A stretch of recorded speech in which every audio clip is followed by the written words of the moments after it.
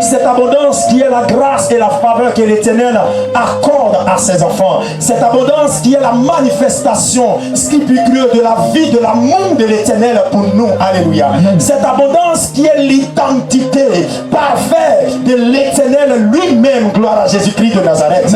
Bien-aimé, la vie chrétienne, alléluia, aujourd'hui est devenue comme une situation ou comme une histoire que les gens racontent sans qu'il y ait de sens. Et pour certaines personnes, la vie chrétienne peut paraître comme une perte de temps. Pour certaines personnes, la vie chrétienne peut paraître comme un temps de loisir, comme une mode, comme un endroit où nous partons et que nous passions tout notre temps en sortant sans qu'il y ait quelque chose.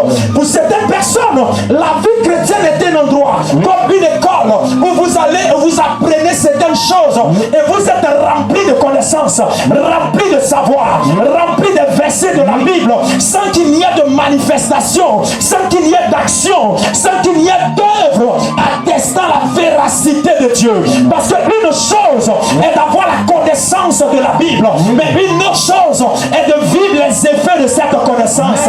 Parce que si vous apprenez comment transformer l'orange à un jus d'orange, il va falloir maintenant que vous puissiez l'appliquer. Il y a l'étape de l'apprentissage et il y a l'étape de l'application. Alléluia. Alors la vie chrétienne est premièrement une base d'apprentissage en connaissant toutefois Dieu, en apprenant si c'est lui qui est mort pour nous et ressuscité le troisième jour afin que nous ayons la vie éternelle.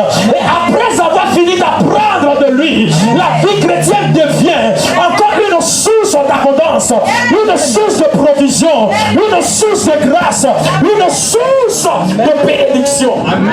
La vie chrétienne sans bénédiction, la vie chrétienne sans abondance, elle est comme un puits qui est creusé à des profondeurs sans qu'il n'y ait de l'eau. Amen.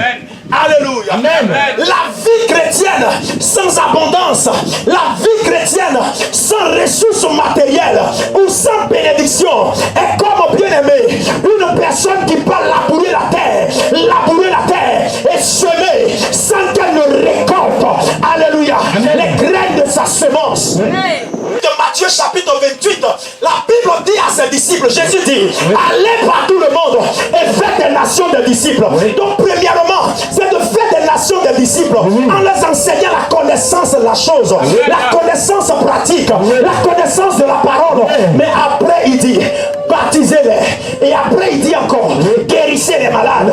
Et après il dit encore, vous avez reçu gratuitement, donnez-les gratuitement. Donc la vie chrétienne n'est pas seulement Jésus a tant aimé, mais la vie chrétienne repose aussi sur Jésus de donne. La vie chrétienne n'est pas seulement soit sanctifié, mais la vie chrétienne est aussi Dieu prend. La vie chrétienne n'est pas aussi faut jeûner. La vie chrétienne est aussi faut manger. Parce que quand on est chrétien, on ne se repose pas seulement sur le fait de se priver des choses, on reçoit aussi des choses. On ne fait pas que se priver, on fait aussi que recevoir. Un homme s'appelait David, il était au champ pendant qu'il était abandonné par tous. La Bible dit que les animaux étaient ses compagnons de route. Mais quand l'Éternel va se souvenir de David, Dieu ne se souvient pas de David pour le mettre encore dans le champ. Vous voyez comment est-ce que Dieu fonctionne? Quand Dieu se souvient de nous, c'est pour nous mettre au sommet, c'est pour nous mettre à la tête, c'est pour nous mettre dans la gloire, c'est pour nous mettre dans l'abondance. Dieu ne se souvient pas de toi en te maintenant dans ta position.